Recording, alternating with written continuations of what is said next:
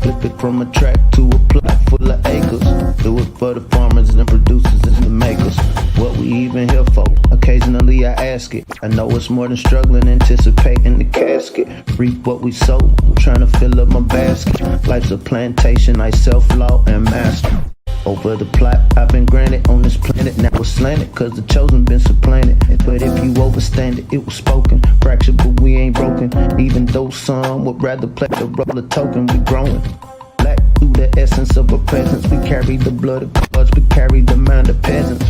Rich black gardens, future look more like Eden. Multiply seeds like the seed banks in Sweden. Rep my planners on plan according to season. B1 code, switching it up is treason. Black power, family what we eat. Either we get fed or we feed. B1AG. What's growing on? What's growing on? What is growing on? Welcome to B1AG Dinner Bread Podcast. I'm John Henry Harris, and we also have FarmHer Brown, the MC.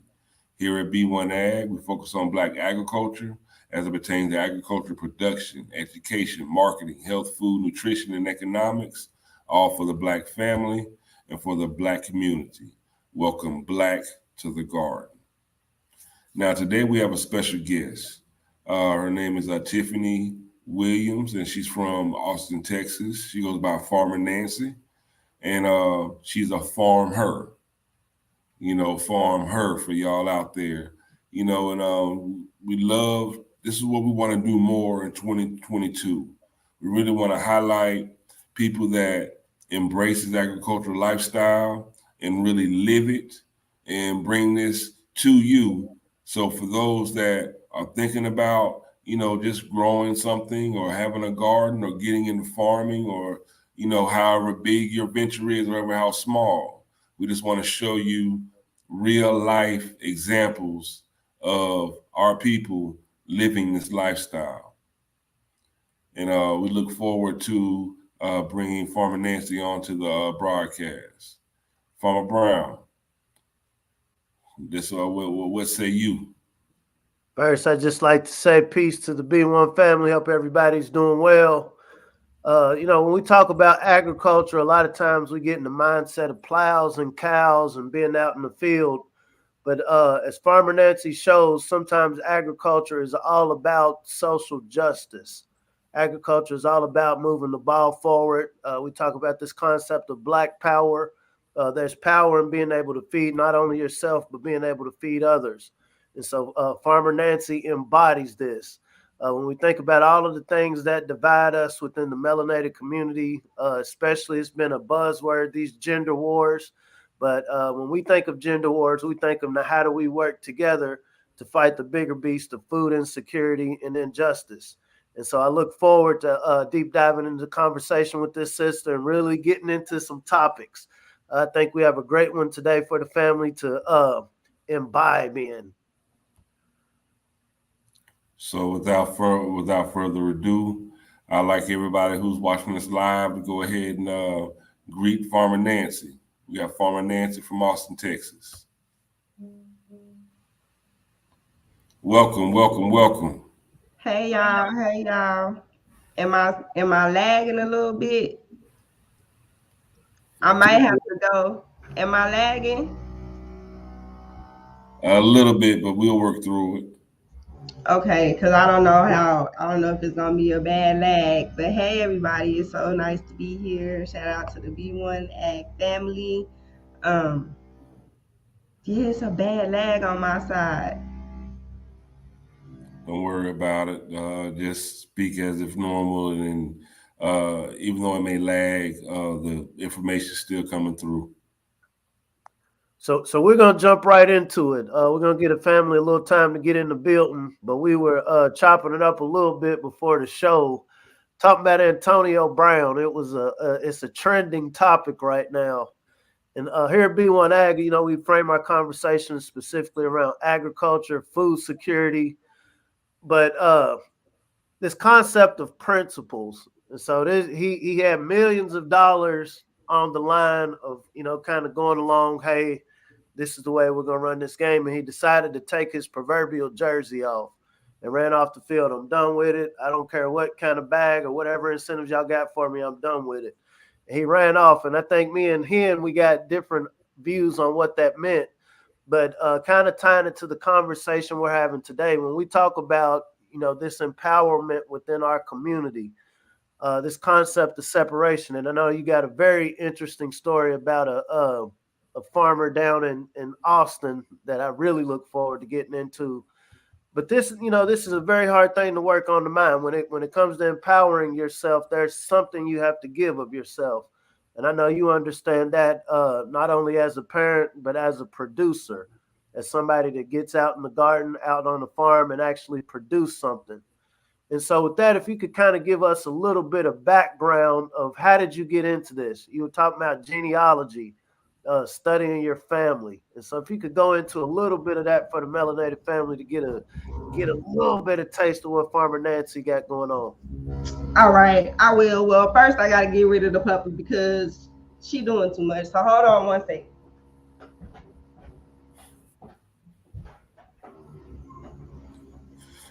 See, Farm Brown, we're gonna talk about Antonio Brown.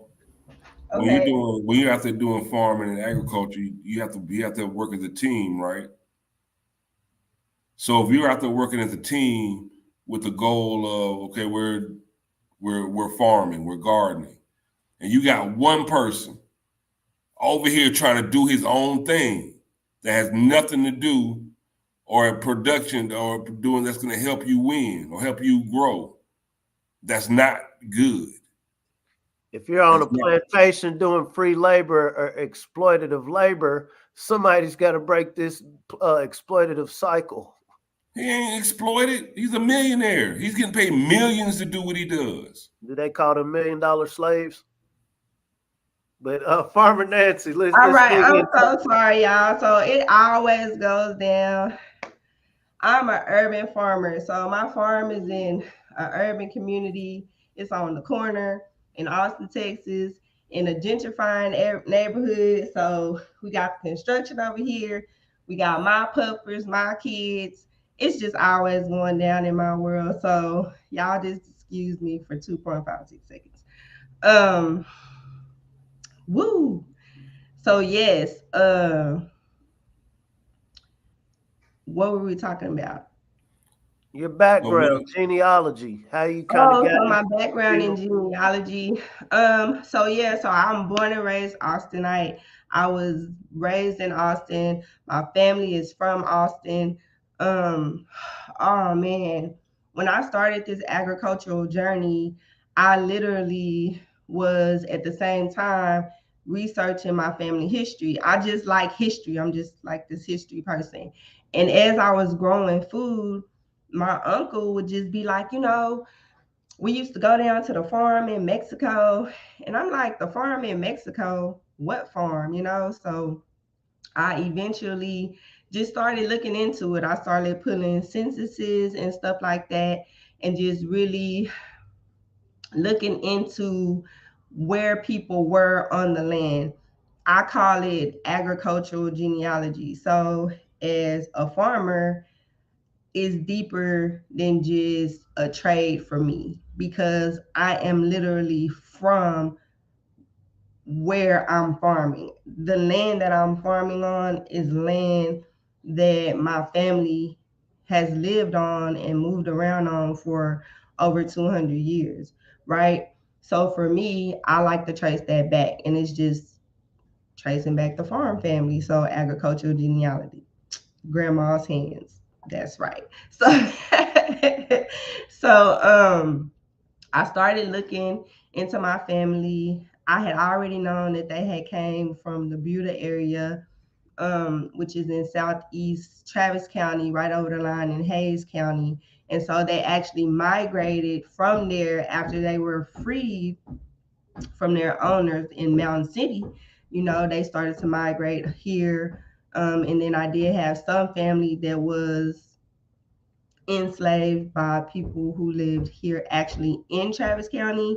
And so, I mean, being an actual descendant of people who built this city, and when I talk about people building cities, I'm talking about the agriculturalists, the people that tilled the land, stewarded the land, grew the food.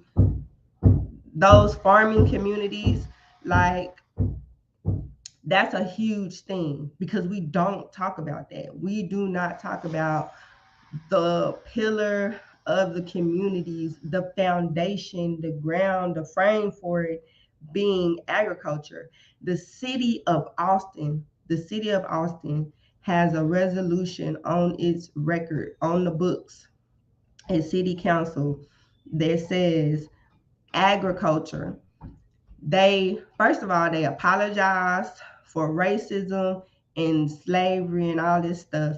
Then they said that this city was built on agriculture and the agricultural practices of those enslaved people. Period. This is in the resolution at the city council. Like, I can pull it up and show it to y'all and all that.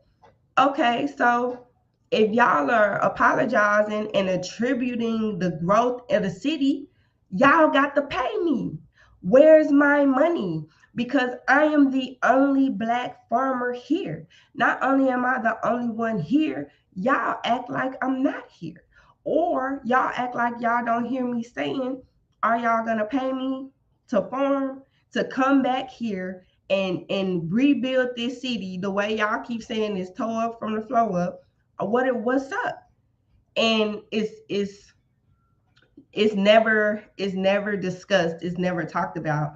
I have had such a huge issue, and I've exhausted the public processes. Like, I'm on literal vacation from public processes because my experience was so bad.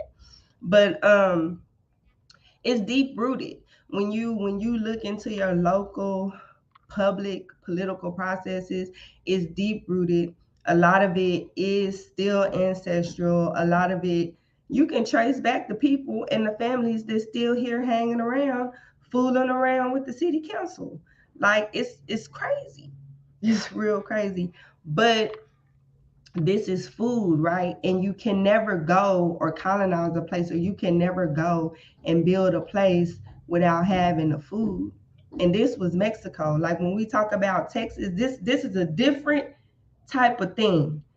And so, like, as a Black person, sometimes I feel like I was just a prisoner of war because the Mexicans clearly told the Americans not to bring slaves here. That was a part of the reason they went to war. So, I mean, my family been here since then. Sister, so somebody gotta pay me. Cut the check. So one of the reasons we have this B1AG conversation, I'm glad you put it that way. And so a lot of people have gone to these councils, you've gone to these agencies, all of these different entities that publicly, hey, we're helping the people. We'll even come out and say sorry. But like you said, when it comes to cutting the check, because to run any operation, it costs money. When you're operating on land that your ancestors tilled, your ancestors worked, there was money generated. There was wealth generated that other people's families, their little 16-year-olds are riding around in Beamers and Benzes off of the backs of your ancestors. Let's just keep it a buck. And right. So saying that to say, one of the reasons we have this B1AG conversation is it's like you're suffering in silence. And we don't like to play the victim mentality, but when it comes down to the tangibles of what it takes to make Operation One, you run to feed people. When we think of altruistic things, there's nothing more righteous than wanting to basically feed people. To feed people, I have to grow it. I'm in an area where my ancestors, and I have proof, I have documentation that my ancestors were here and worked this ground, built the wealth, but now I'm here in 2022 and I can't get the same love that these other people who just running off on the plug and doing all these other things get. Running off on the plug, right? Running off on the plug. So our thing is, how do we bring attention? When we think about, people are going to have a lot of opinions about Antonio Brown running off of the proverbial plantation, whether it was irrational and crazy or whether there was, devils in the details that us outside viewers don't understand. How does that apply to agriculture? How does that apply to your journey in, like, you're just trying to feed people And there's all these little things that the outside community don't see. And you said you're the only one down there. I think that's crazy. I kind of want you to elaborate on that a little more. So, you know what? It is crazy. And it's a whole thing. You know, Austin is such a unique place in that Austin is the most play pretending place ever. Like, if y'all look at Austin, it's a genocide on black people. Like, we going backwards. Like, the black population in Austin is going down and nobody talks about it. But they promote the city as this like the best place to come live and everything. And then when black people get here, the first thing out their mouth is, where's all the black people? We in hiding. Well, what do you mean? We don't want to be bothered because our narrative gets changed so much. We we get, it's like the white savior thing happens to us. Um, it's like all this stuff just happens to us here, and nobody ever says anything about it. And a part of it is our leadership, our leadership. Um, nonprofit organizations. It's just like this big bowl of crazy shit that happens, excuse my language, to black people here in Austin.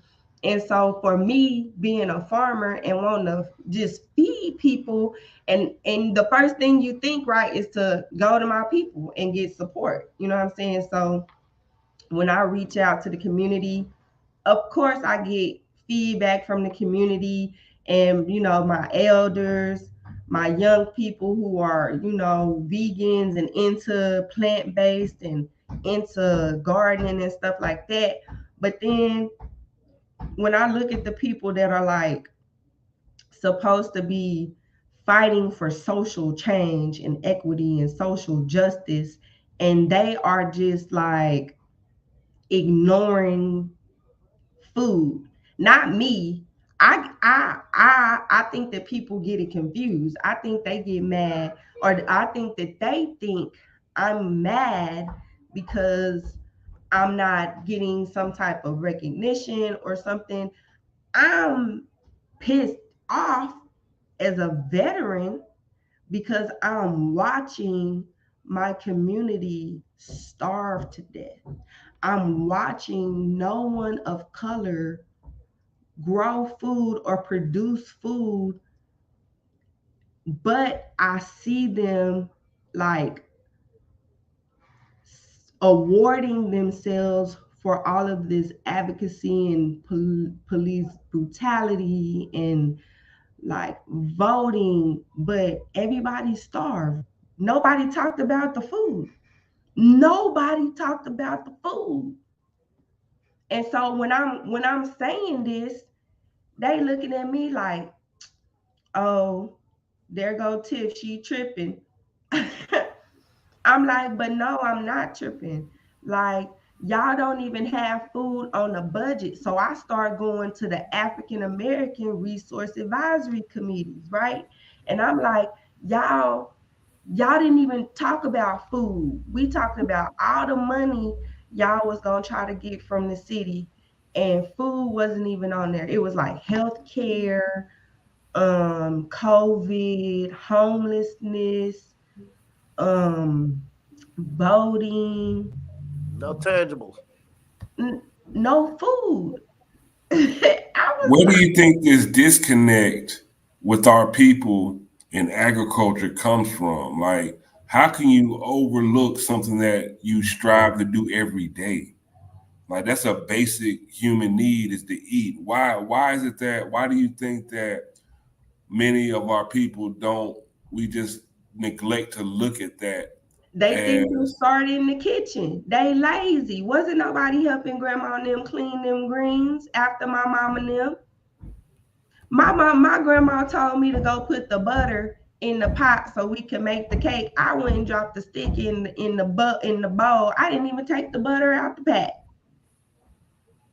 Like, we ain't, they think that the food just appears in the kitchen. They didn't know that Nanny and them went out back and picked them greens and pulled them peas and you know what I'm saying, got them lemons and that sometimes she might have went to the store to the grocer to get a couple of things to mix and match, but or she might have called down the street and got some onions from Miss Kit and them. But you know,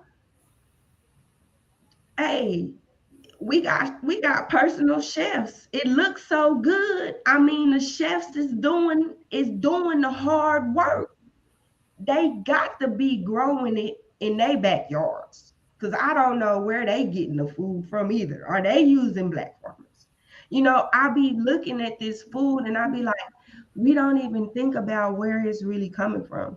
Um, and when we do, we talk about the organic thing. I mean, forget that. Like, no, where is it being shipped in from? Where are you getting it? So that's when we get to how it was so easy for a farmer like Brenton Johnson, to run off on the plug, to run off on the entire community. He, that was crazy, you know.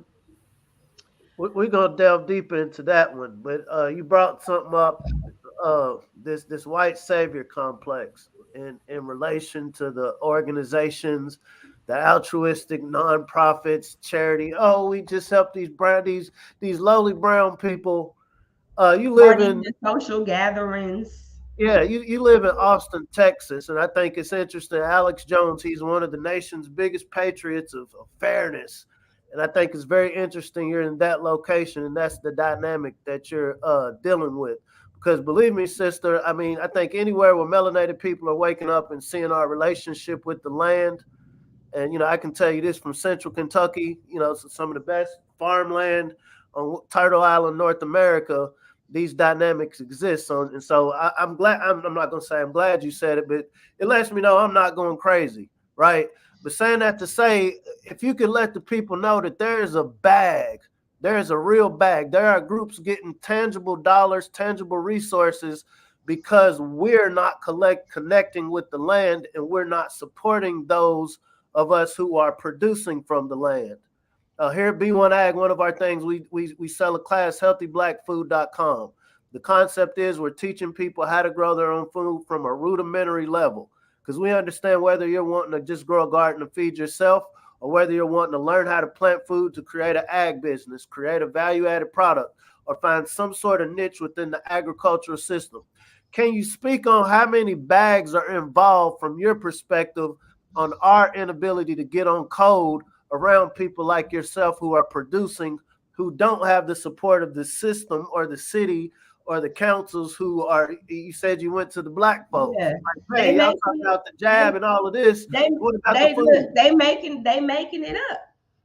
I mean, they getting bags off made up stuff. Period. Like that. I mean, they out here saying they gon' okay. The city of Austin is looking. So this is just hypothetical. They putting it out there. The city of Austin, they looking for a request for a proposal for like we gonna give $1.2 million for a food program that connects local food with the corner stores in food deserts. Boom. Somebody in the community, the Urban League, for instance, they show up and they say, because the Urban League, somebody got an Urban League, they get donations. All the big people donate to the Urban League. The Urban League gets this proposal, and now they have to facilitate some type of program that connects local food, us, the farmers, to the grocery store, right? Now they have $1.2 million to do this with. I live across the street from the corner store. It's right. I'm looking at the corner store out my window. I can walk across the street with my produce and ask the man in the corner store, sir, can I leave this here? And there's no middleman. The organization just became my pimp. They food access pimps. They food access pimps. And so and I am like, y'all not finna pimp me. Okay, then you got to pay me. So now I gotta tell all the black people that be making this stuff up, getting all this money and really not changing the community, because why does it still look like this after 20, 30 years? Now I got to be like, just pay me, bro. Because No, you no, don't no. have We just want you to be this happy, smiling face on our flyer. We don't really no. want you to do anything. We don't want you to produce nothing. You just got to be this happy brown face. Brenton Johnson. And so I think we have one of those everywhere where melanated communities are trying to empower themselves. And these are these white saviors that just happen to already have the infrastructure in place, the basket in place to get the money from these funds, these millions of dollars that are going through, connecting urban communities, so-called minorities with healthy food. So if you could touch on the Brenton Johnson dynamic, So what that represents. uh modern day plantation operations in plain sight. Somebody just they running plantations in plain sight. This urban farm movement, when it's white, I'm keeping it real. You gotta look at that, because at Johnson's backyard garden, I would say they came in, allegedly about 20 years ago. In the urban farm movement here in Austin had real strong. They went so far as to farm over a historically black spinach farm. You know what I'm saying? The land that they're farming was historically black. Um, and so having the earthers and white women with dreads and all these people come in and build this farm and they create this CSA, it's like, oh, agriculture is so big, it's so huge, but it was so white. So then that was a problem, right? Because what they started doing, they had to do the urban farm ordinance. And now they in the hood, they farming in the hood. And it stink, they processing pigs and stuff. And so the city is like, why is this so white? It's what are y'all doing? And so they had to start creating programs. So they created urban roots. And so they create farm share. They create all these programs of equity, right? But meanwhile, Brenton Johnson, he's like running this farm that's the main, it's like this 200-acre, the largest organic farm in Texas. It's in East Austin, but it's really out in Bastrop. So it's getting the advantages of the PPP loans, being in 8A zones and small business shit. Like, this stuff is crazy. And we just out here trying to grow food and feed the hood. Like, it's crazy. So Brenton Johnson, you know, he comes from a place where his daddy worked for the USA, his grandpa, the USDA, the FSA.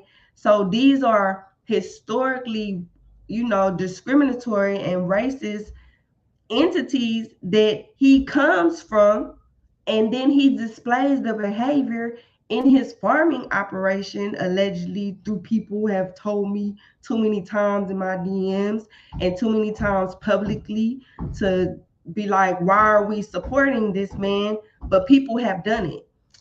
He just left after COVID, after the winter storm, gets all this money, all this funding, and just disappears.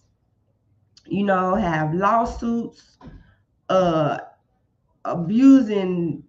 Just Reddit threads, y'all. This is it's one of those stories where you cannot believe it until you really sit down and research it and go through it. And I'm gonna have to just do that one day.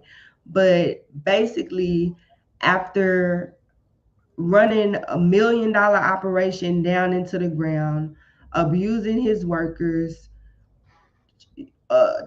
just disappearing. He just left this gaping hole in the food industry, in our local food system. And this is where everybody goes for the CSAs, for the community programs to distribute food. And I'm just like, so nobody was gonna say nothing. Nobody is gonna ask if like produce is going to like people who are in need, because I know I'm a part of a food delivery program that get produce from there. So it's just no more produce coming from there. Like that's a 200-acre farm. It's being recognized as one of the largest farms in Texas. So when it just stopped, there's no more food. That didn't make nobody was affected by that. I can't believe that.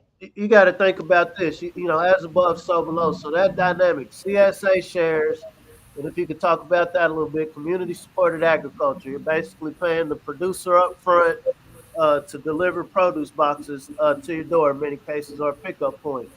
That whole transaction is based on trust. I'm paying you up front early in the year so you'll produce something for me later because I know you need the operational cost. And so what happens when that trust is broken with somebody like this Johnson guy? How hard does it make it for you? You're the lone melanated farmer in this area. For me to get my operation going right now, I have this 1 acre plot. You know what I'm saying? And I'm speaking as Nancy, farmer Nancy. I'm just wanting to do my due diligence as a producer and get a healthy product to the consumer. But because of this experience you just had with this person who's deeply rooted with the USDA, has a whole generational connection to the usual suspects, how is that going to affect your operation? Because, like I said, this is very. It's not funny. It's not funny at all. But it's very interesting because where I'm at, and I know where Big J is at in Georgia, these same dynamics exist where the people who have all of the resources and advantage, I'll throw away a $2 million operation. I'll take my bag and run off. Now, y'all deal with all of these other intended or unintended consequences. How does that affect you and your mission? Oh my God, it makes me itch, first of all.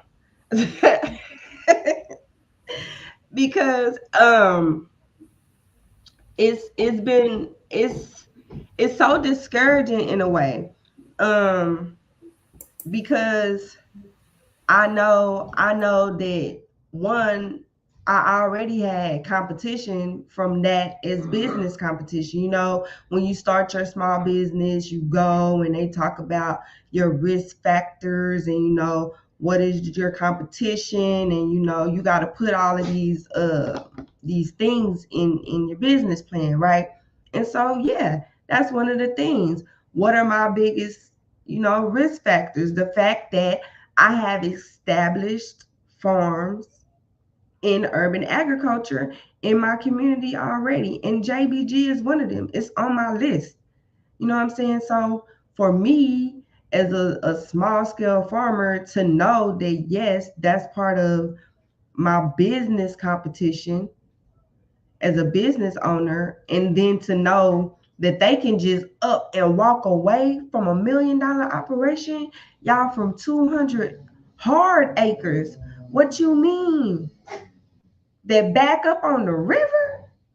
I need that. And they can just up and leave, and just leave produce in the fields.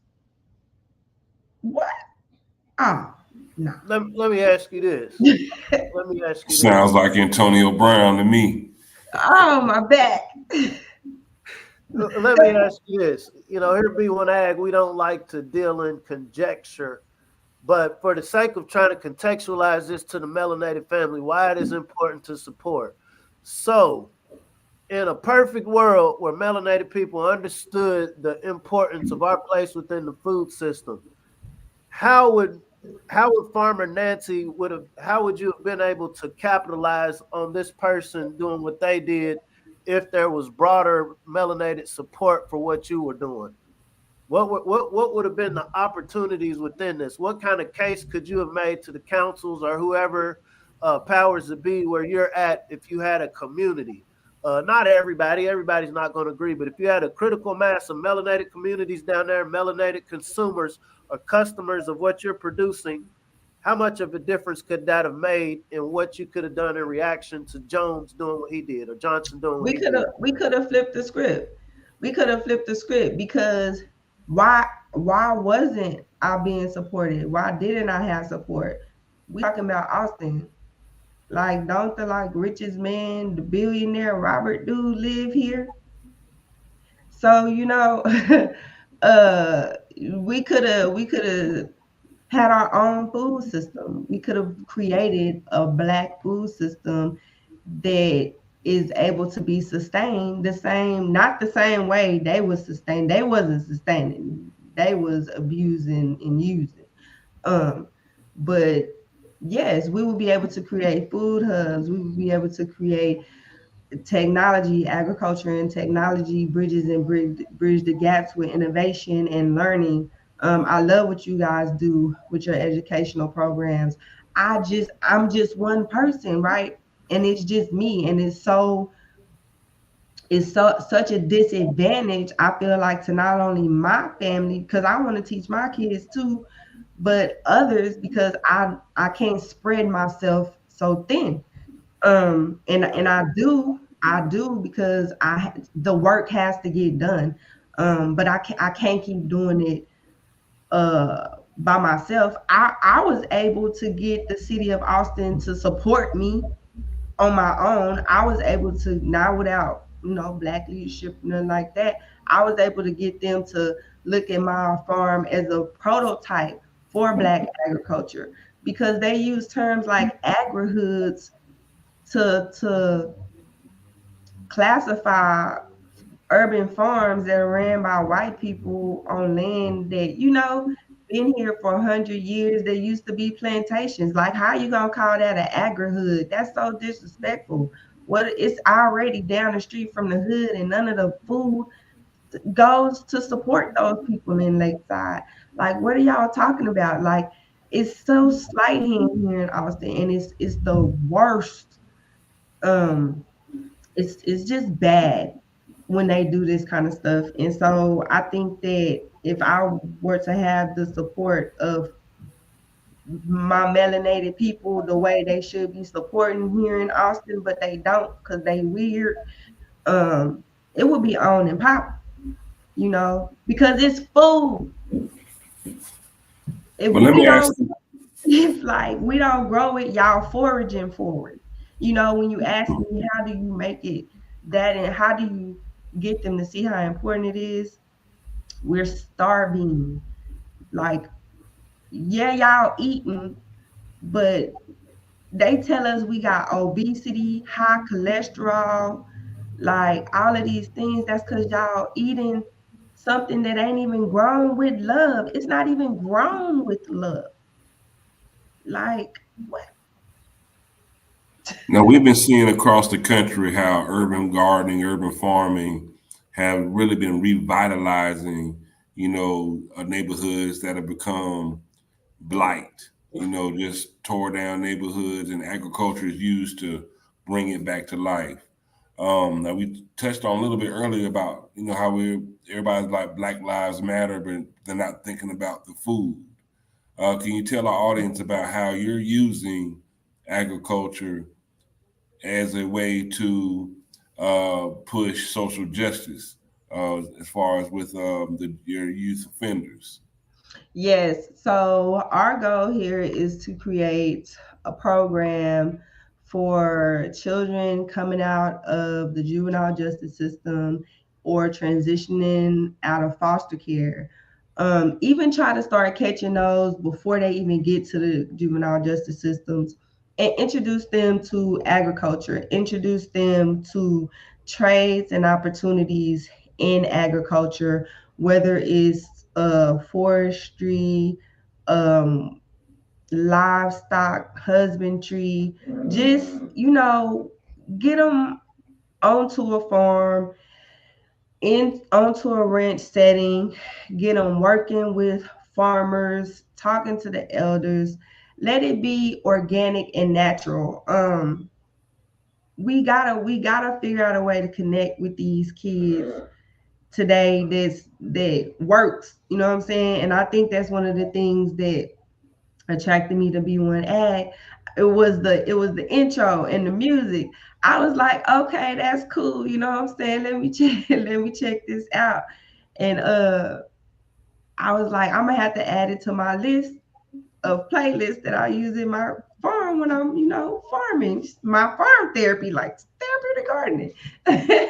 And so I think that we've been able to connect with the local judge, Judge Mueller, who's on the youth offender docket here in Austin. And going into 2022, we're going to work more with her to get our farm on the product engage um, program, which is a program through the Travis County Courts juvenile docket that gives them community service opportunities as opposed to them going and just picking up trash. They can come and learn how to farm. They can learn about horticulture, vermiculture, worm farming. I mean, it's levels to this. They don't gotta think about farm and just think about shoveling poop or like slaving or nothing like that. My kids, they like living on the farm, but they not. They over it. They've been doing this. I've been doing this for 4 years. My daughter was 4. They've been doing this for a long time. So I can only get them to take care of the worm farm. They just want to throw the worms in there and deal with the compost. They don't want to help me grow vegetables no more. That's cool. Ag is a game of niches.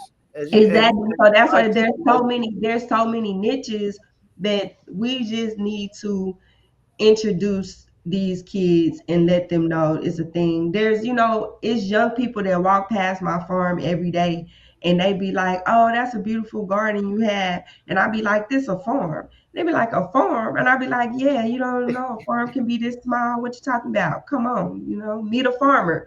And they like, a farmer? I be like, yeah, I'm the only Black farmer in Austin. You don't know about me? I gotta talk to them like they talk. I'm like, yeah. And they were like, okay, I like that. And then they come back, and then they hang, they sit at my bench, we chop it up for a little bit. Then they walk, they go catch the bus. And that is, kids walk by, they be like, ooh, mama, that's a vineyard. And I be like, yeah, baby, come see this vineyard. We can plant some grapes if you want to, so it's just a unique thing. And I think that being able to build that program, right? We need the funding for this stuff. Like, and I go out for grants, like, and I had to learn, watching, the Black orgs here. I'm like, okay, anything y'all can do, I can do myself. I don't have to I don't need all of this other stuff because I write anyway. So I was like, start writing my own little mini grants or whatever.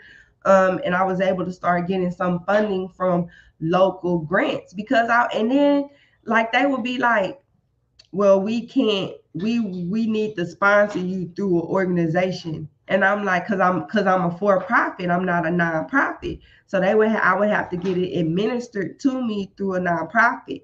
And I'm like, man, that nonprofit don't got nothing to do with agriculture. How you gonna tell me they gotta put their hands on my money? What? No, you see, I don't see the sense of urgency. If I'm writing for a grant, that means I ain't got this $3,000. That means it's urgent that I feed these people. They lack the sense of urgency when they say they want to give us this grant money and the equity and all of it.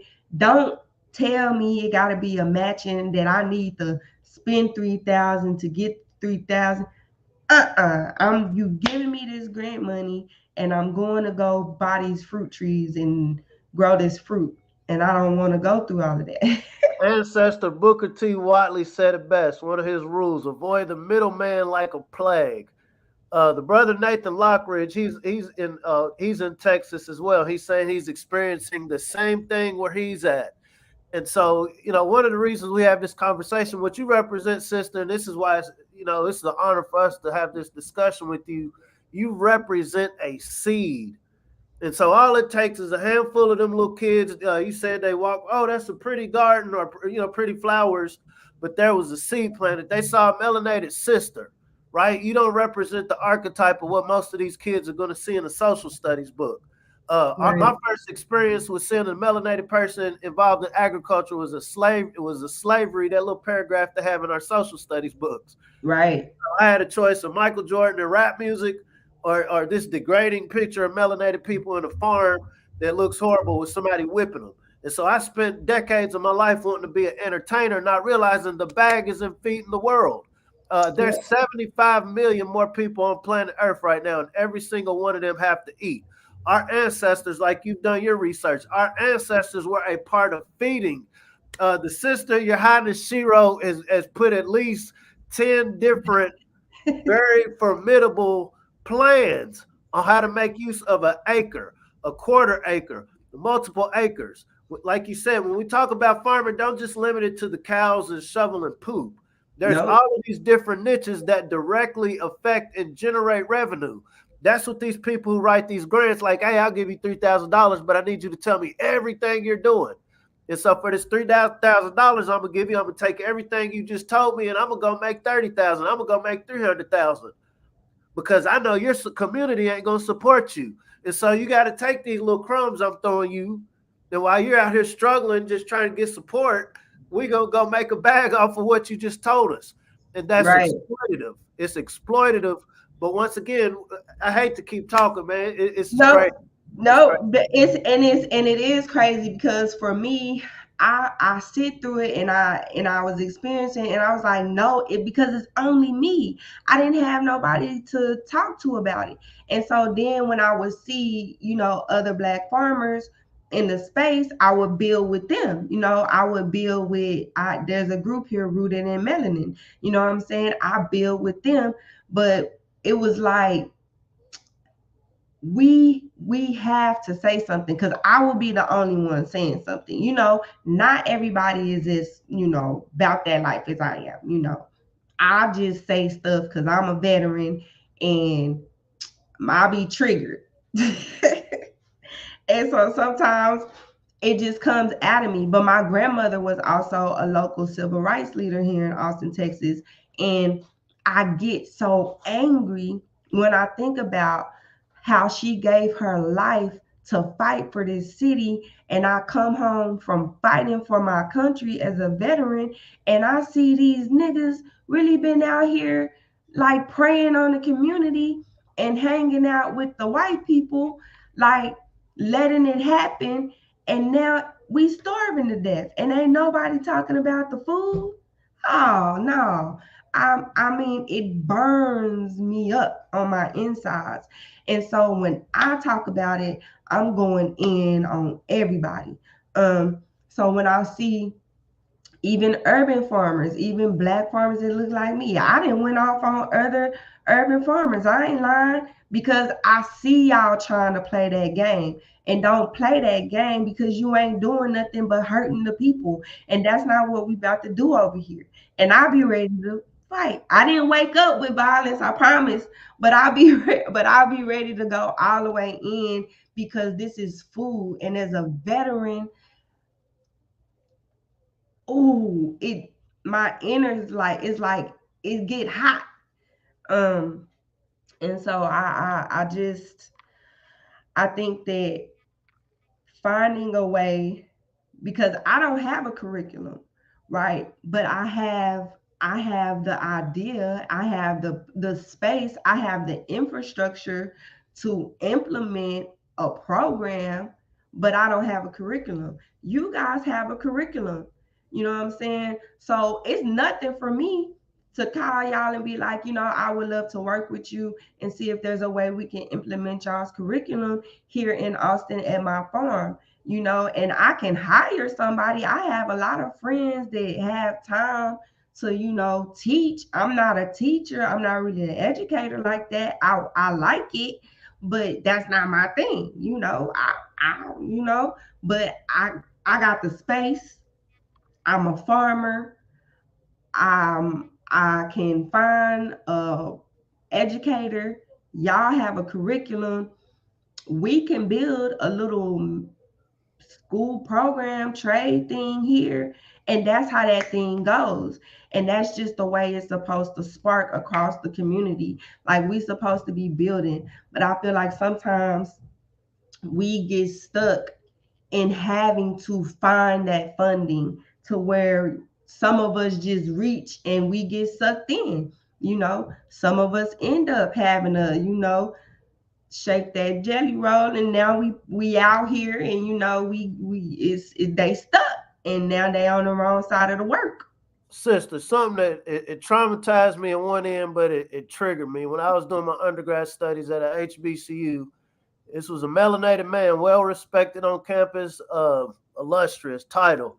And I remember when I first started doing the Farmer Brown thing, I was like, I really want to talk to black kids and get black kids, specifically black, involved in agriculture. And he was like, brother, I feel you want to talk to black kids, but I love my white women and pork chops and my paycheck. He told me this in secret. This wasn't at a public meeting. And this was a cool dude, but he was like basically saying, look, I hear what you're saying, but if you want to do that, then this is what you stand to lose out on. This is my point about Antonio Brown. And like I said, I don't watch, I haven't even seen the man play. I'll be totally transparent. But what I respected about what he did, whether he was being crazy or not, because of whatever he believed in, fuck y'all's money. I believe in what I believe in, and so I'm gonna take this jersey off. I'm gonna take this little tiptoeing around. I'm gonna take whatever this go along to get along. I'm gonna throw that off to stand on my square. And so when we apply that to agriculture, when we apply that to our food security as a melanated people, it is going to be an uncomfortable process. But like you said, what if you had that community support? What if you have melanated? Because all of us got stomachs, and so everybody has to eat. What if we can shake that uncertainty of, well, what if I offend my white friends, or white people pretending to be my friends? What if I offend the people? They're not your friend if they don't want you to feed yourself, right? What if I Right. offend people who's cutting these little $3,000 checks when I understand this is a $1 trillion business in North America that our ancestors mastered years ago? Your ancestors that you did your history on, they mastered it. My ancestors from South Louisiana mastered it, commercial farmers. But Yeah. playing this game to the guy that you said gave up the bag because he had a family in the USDA, we understand that was a part of how we got in this position of 1.4% of a country. So once Yeah. again, as a melanated family, what are we willing to sacrifice? And this is a rhetorical question. What are we willing to sacrifice for what this sister represents? When I think about I'll say a black magic that our sisters represent, and it's interesting, not to digress, the majority of farmers around the world are women. It's only in the West that women represent a minority of farmers. And so when I think about the potentiality, my daughter's going to be 3 on the 7th. And her and her twin brother, they Farmer Brown, they love the garden. And as a father, I know it's not for me to try to force on them what to do, but I see them seeing their mom and their dad being passionate about this land, passionate about this mission. I see that it's becoming a part of her being. And when I think about you, I want my daughter to see you. I don't want my daughter to see Cardi B. I don't want my daughter to see somebody that's promoting the worst of us. And this ain't to throw shade on nobody, right? But I want my daughter to see the best of the potential that we have within our community. Not only just see it as something she can aspire to, but I want her friends to understand if you want to be radical, if you want to see it as radical, support this woman. Maybe you might not become the best farmer in the world. Support this sister down here in Austin who has decided that she's going to buck the system and do something that needs to Yeah. be done. You have a very inspiring story, and I'm being very genuine. I hope the family that's watching, the family that will see this later, understands the power and what you represent in the Lone Star State.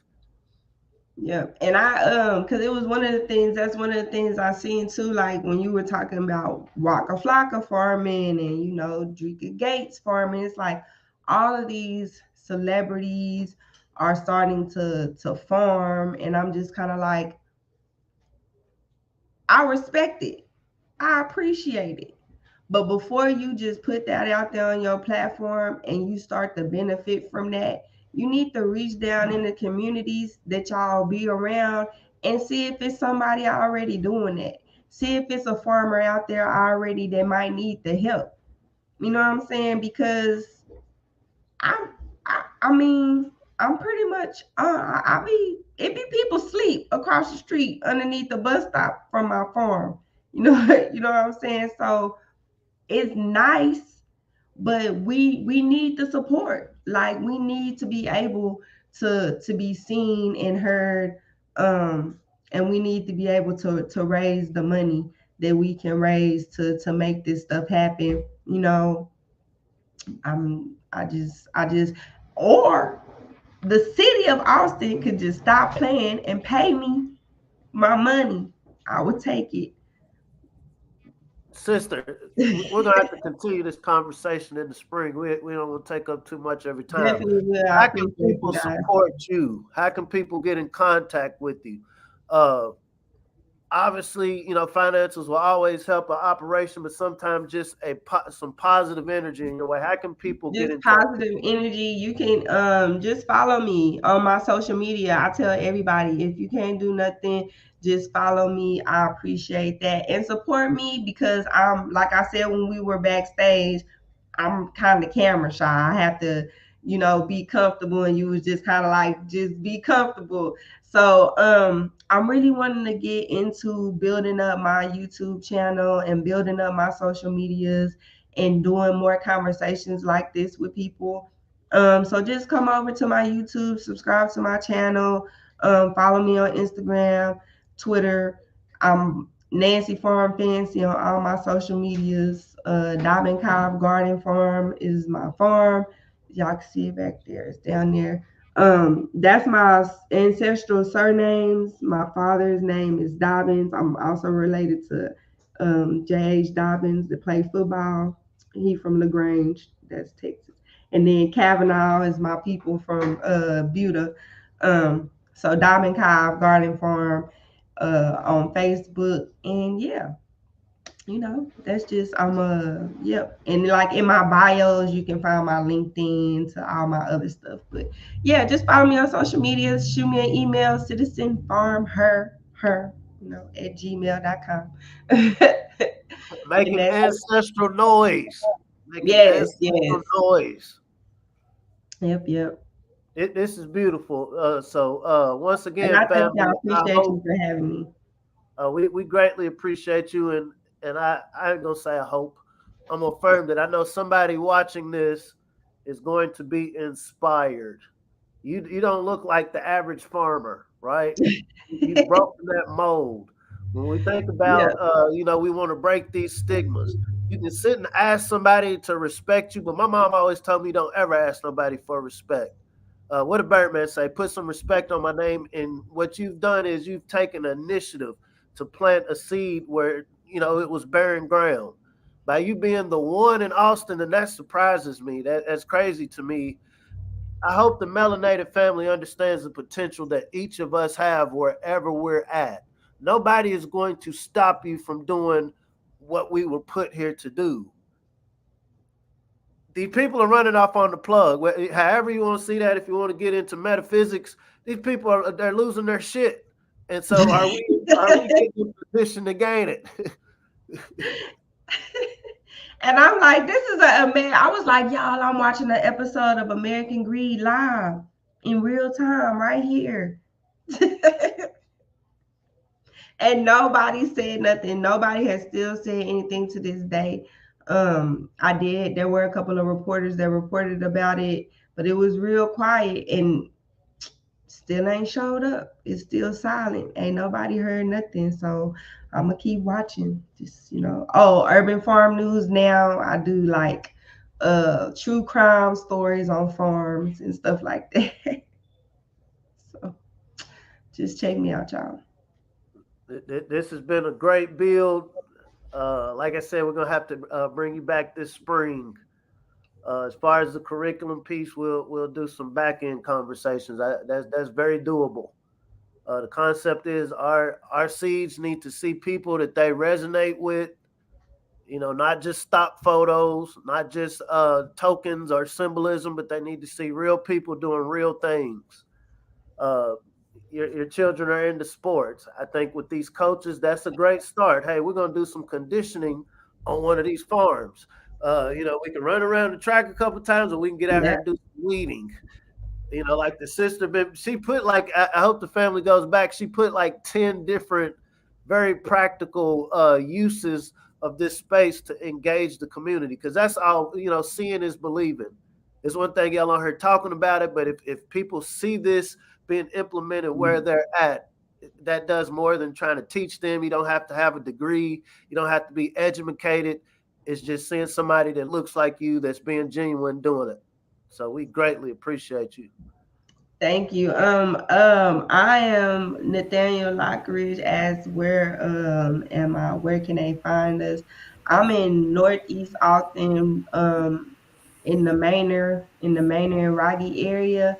Um, just send me an email, connect with me on Instagram, Nancy Farm Fancy on Instagram, and just I'm open 9 to 2. That is the thing. So this is my home. My husband do have a gun line, and so I have to tell people I have business hours that are from 9 to 2, Tuesdays through Fridays. We're closed on Saturdays because it's the Sabbath, but on Sunday we are open from 12 to 4. And then on Mondays, I'm also closed, but I take meetings like today, just random things. But yes, those are my hours. Please contact me and we can work together. I look forward to coming back in the spring. There's so much to do here now that we live here, because we live on the farm now. For the first 4 years that we were owning the business, we commuted from Pflugerville to the farm, but now we live here, which is great because now we have the opportunity to start buying the land, which is what we're doing now. A lot of us black farmers accessing the land are leasing it, but we want to be in ownership positions. So, yep, that's a big thing, and that can be the conversation in the spring, land ownership. Yeah, we really look forward to continuing to be with you. I still have family there in Texas, in Waco and Amarillo. Shout out to my folks there. I used to live in Austin. I know, it's changed a lot since when I lived there.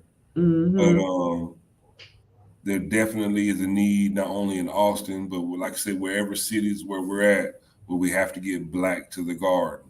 That is the garden is the foundation of everything. It's the foundation of everything. It's the foundation of life. The garden, literally where food grows, that is the foundation of life, because that's what sustains life. Every living organism on this planet needs to eat.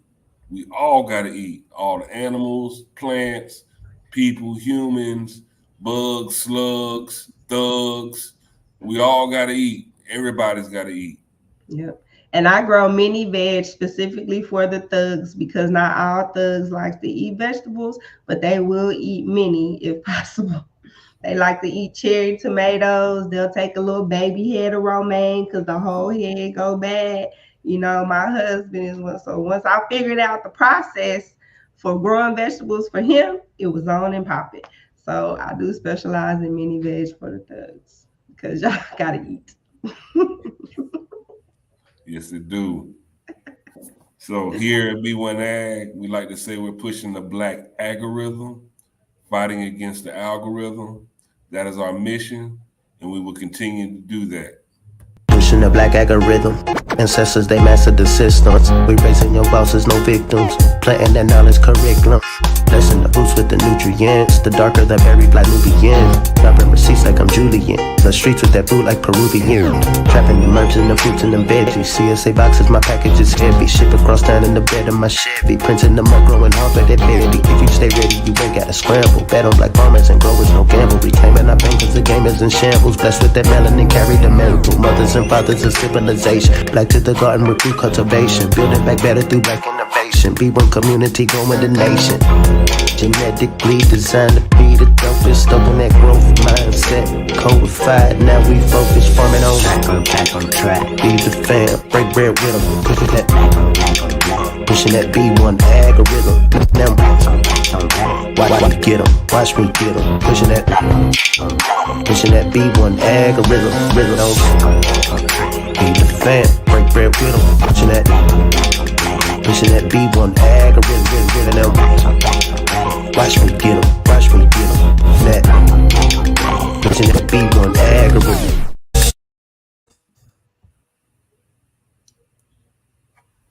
Farmer Nancy, great bill today.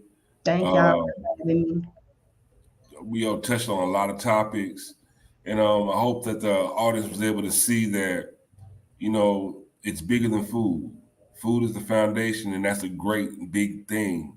But food branches out and creates so many avenues and opportunities in so many different areas. She's even talking about reaching out and helping the youth offenders and, our disadvantaged kids, helping them with agriculture, showing them something different. We leave it up to the system. A lot of times the system is going to try to correct them or steer them into something that's either inhumane or use inhumane or demeaning tactics to so-called help them. We can really help our children with love while teaching them a survival skill and viable life skills that can help them make money in agriculture. Again, Life brings life. Life brings life. And that's what we're about here. Bringing forth a better life, a more abundant life, and making sure that when we sit down at this dinner table, we're going to eat good. Family food at the table. That's what I be saying. Family food at the table. Doesn't get any better than that at all. We'd like to thank everybody that watched us today. Again, her Instagram page is at Nancy Farm Fancy at Instagram. Her Facebook, this is her Facebook page, Dobbin Cab Farm. And if you want to email her, farmer@gmail.com, farmher@gmail.com. Oh, at the citizen FarmHer. Okay, let me. I gotta let the people know I'm a citizen because I be on block watch. I gotta be a part of the neighborhood association and all of that good stuff. Just, but I don't know, we gotta start taking back our communities. I feel like that was the conversation. It's like we are a part of the community, but we also watch the community beat itself up. And it's like, what are y'all doing? Like, stop. So we'd like to thank you again, Farmer Nancy. We got a lot of building to do. I would love that for the opportunity to get back to Texas to really, build with you in this agriculture. I grew up with my grandmother down there in Waco. She taught me how to shoot, busting out there by the peach trees. You know what I'm saying? So it's them Duffies out there in Waco, the Duffies. Duffies. No, we literally lived out in the middle of nowhere in Waco. Like our neighbors were horses and peach trees. The best neighbors though. Yes. So Farmer Brown, we had a great build today. Got more building to do. The seed has been planted. But at the end of the day, if we really, really, really want to know something, what do we need to do, bro? We taking over one farmer at a time. If you really want to know something, family, let's learn how to grow something. You can always reach out to B1AG at B1AgHipHop@gmail.com. Again, learn how to grow your own food at healthyblackfood.com. Do this as a family. Go through this program as a family. You know, this is something that we all need to do. Get black to the garden. Let's feed ourselves, and let's increase our wealth while we're empowering ourselves through health. So, B1AG Daily Bread Podcast. I'm John Henry Harris. We have Farmer Brown MC, special guest Farmer Nancy. See you next time. Peace. Yeah.